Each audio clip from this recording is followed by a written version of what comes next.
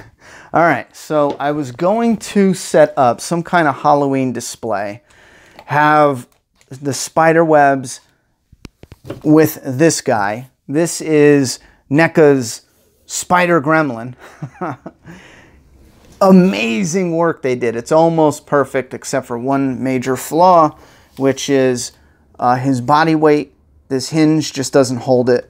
I saw someone talk about it. So when I opened them up, I set them on the counter, and I never ever moved this joint. This articulation here, it just goes up and down. I never touched it, never moved it. I figured it would stay stiff, and that way we can put them on display for decorations, like for Halloween and whatever. However, even though you don't move him, he's so heavy, he gradually falls down. So I got to find a way to keep that from happening. That's the only con, I think, in an otherwise outstanding figure. We love the Gremlins. I grew up on the Gremlins, and then my daughter, she watched the Gremlins, especially when she was between 2 to 4. She watched them every day. Part 1, then part 2, the next day part 2, then part 1. So we both love the Gremlins, and I just had to get this guy. I am terrified of spiders, but the work they did on this guy is unreal. I mean, it's unreal. He comes with this little, I know what it is. I know what it is. It's like a flask. Is it a flask or a beaker or whatever it's called? And it's got the spider juice on the inside, a little picture of a spider. It says it's flammable. And that's what he drinks to turn himself into a spider. He comes with these 2 hands. You can probably put this in either hand. I will admit, the way they sculpted it, it is absolutely perfect. I don't know what happened now, but before it would clip in. I mean, it would just clip in like a solid clip, but now maybe it's because I had him holding it. But anyway, they did a great job with that. He's got amazing detail all throughout. Let's see his ears underneath. Look at that face. We are blasting a light on it, so you're going to see the imperfections and everything in the paintwork. But when you have this in natural lighting, it is outstanding. It looks like a real puppet used on the movie. His mouth opens, and his tongue is painted in there. You can see his teeth. But yeah, see when you get close, you can see the imperfections in the paint. You can see some of the weathering and everything like that. But when you pull out and you have the natural lighting, it's just creepy and cool. And this is a pliable material. You've got all these different designs and colorings and bumps and little spikes sticking out. I do believe... All right. What was I saying?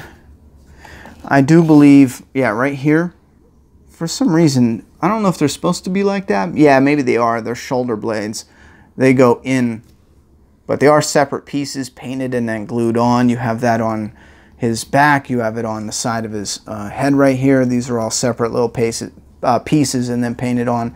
And that might be why they look so good. Hold on. Is there articulation in the ears? I don't think so. It looked like there might have been.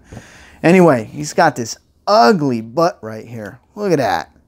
Damn. The coloring is outstanding. It looks so creepy, especially underneath. You have this, which shoots out his little web, I guess. Oh, God, that's so gross. Look at that.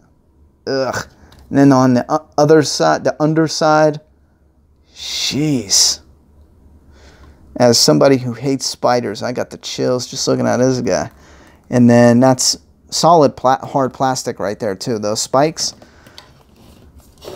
And each of the leg, when you get them with his body and then these stumps right up into this point, up into the tip here. And then what you do is you warm these up. You have to put warm water. And then when you put these in, put them in like on one side and then wiggle it in side to side. And they'll pop right in. But this is the leg here. You got articulation here and here. And I think they, obviously that's how he looks in the movie, but this is a good way to know if you're doing it right with his legs. These spikes go up, and then these spikes here should be on the top side, not underneath. And then he's got these little creepy claw tips of the legs here. Ugh. So damn creepy. And just freaking love it. Man, they did a good job. He's got like a little turtle shell, it even looks like when you look up close. So he's got this hard, creepy looking shell. Just outstanding, man. So you get 6 of these legs and you plug them in. They're all the same, doesn't matter where they go. And then the front is a little bit different. You've got 2 legs that are different than the other 6 you get. And these are the front legs. And they're just a little smaller from what it seems. It might be a slightly different sculpt. This guy is incredibly difficult to take a look at because he doesn't stand like nice and even. And he's got all these legs, and I'm an idiot and put this fake spiderweb stuff here, which it looked good at first until the cat ripped it down. But yeah, that's going to be a big problem. That's going to be a big pain in the ass, is how he doesn't stay up. He wants to just fall down on that hinge there. Articulation is nice, but this would have been one of those points or those times where they might have been better if they just got rid of that articulation in his. Like, why does he need to go up and down? You know? I might just glue him in place. I wonder how far down he goes. Oh, man. Yeah, he goes down quite a bit. I wonder what the point of that is. To have him getting Gizmo, if he, oh, I get it, okay.